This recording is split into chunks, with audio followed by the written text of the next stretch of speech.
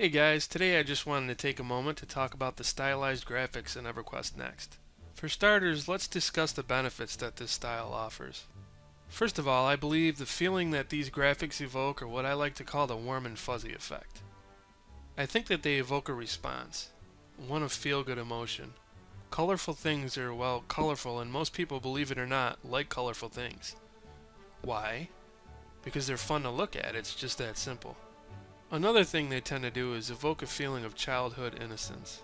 For most people, childhood is something that's looked at fondly, and the memories of childhood are usually a pretty good thing. It just kind of harkens back to a time when things were simpler and things just felt more fresh and new. Now, most people might not look at it that way, but a lot of people, whether they know it or not, in their subconscious, it does evoke that emotion. Now, another good thing about stylized graphics is they tend to last longer in terms of quality. When you take a look at realistic games over the years, they just tend to look dated a lot faster than something stylized. For example, a lot of the shooters that came out this generation aren't going to look as good as the ones that come out next generation. You're going to be able to tell that they're old. I truly believe that Sony as a business recognized this. I think they understood that in order to stay fresh for longer, they needed to go for a more stylized and animated approach. A lot of people attribute stylized graphics to childish type games. Now, while they may evoke a childhood response, like I mentioned, it does not mean that the game is childish by any means. Take for example, Telltale Games' The Walking Dead. Now this game was pretty stylized, it went for like a cel-shaded type look. Well, most people would call cel-shaded games childish just by looking at them. But if you played that game, you know it's not a childish game and it's really not for kids. That's not to say that kids don't play that game, but it really wasn't designed for them. Another good example is BioShock Infinite. If you take a look at the way Elizabeth looks, a lot of people have attributed that to the way the human wizard looked in the reveal. There's really no denying the similarities because they're really striking similarities. I remember leaving a comment on a video where people were complaining that the game looked like World of Warcraft, and I debated it saying it looks more like a mix between Fable and BioShock Infinite. Again, these games might be played by kids, but they're also made for adults. Plenty of adults enjoy those games. I myself are among those adults. In fact, if you look at the statistics, they show that the average gamer is in their 30s. That's not to say that there isn't a massive market out there for kids, because there is. Sony recognizes this market and they want to be able to appeal to everyone. So naturally you have a lot of people that are whining about these graphics, saying that Sony is trying to appeal to kids. Like I said, I believe they're trying to appeal to everyone. Which brings me to my next point.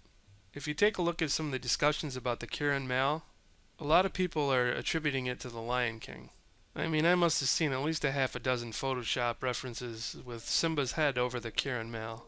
Now, if you take a look at Disney movies, they tend to appeal to everyone. A lot of adults watch Disney movies. And Disney's very smart about the way they create these movies because they put certain aspects into these movies that kids aren't necessarily going to understand. Things that only adults are going to understand. Some of the things that they put into their movies go completely over a kid's head. So, for example, take a look at this clip from Shrek.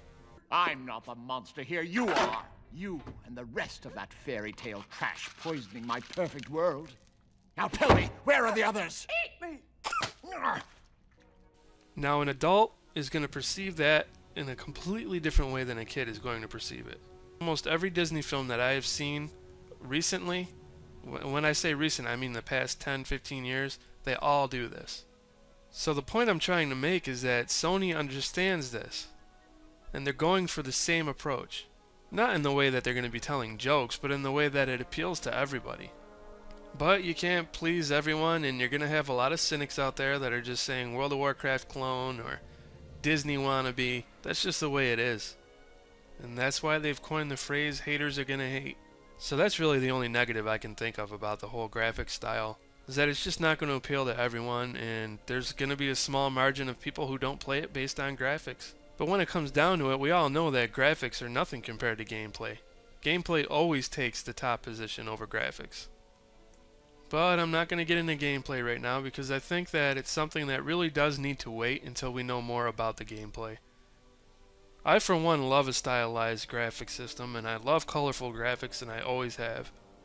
That's not to say that I don't enjoy games with realistic graphics, because I do. But to me, I think that if games continue to get realistic to a point where it replicates the real world, it's just not going to be as fun for me anymore. I mean, at what point does it cease to be a game and become more like a movie? I'm sure that appeals to a lot of people if they can play a game that looks like the real world 100%, but it doesn't appeal to me. I'm not looking for that when I play my games. When I play my games, I look to escape from reality for a little while. So with all that being said, I want to know what your thoughts are, guys. What do you think about the graphics? Do you think it's a sellout move, or do you embrace the graphics? Thanks for watching, and I'll see you in the next video.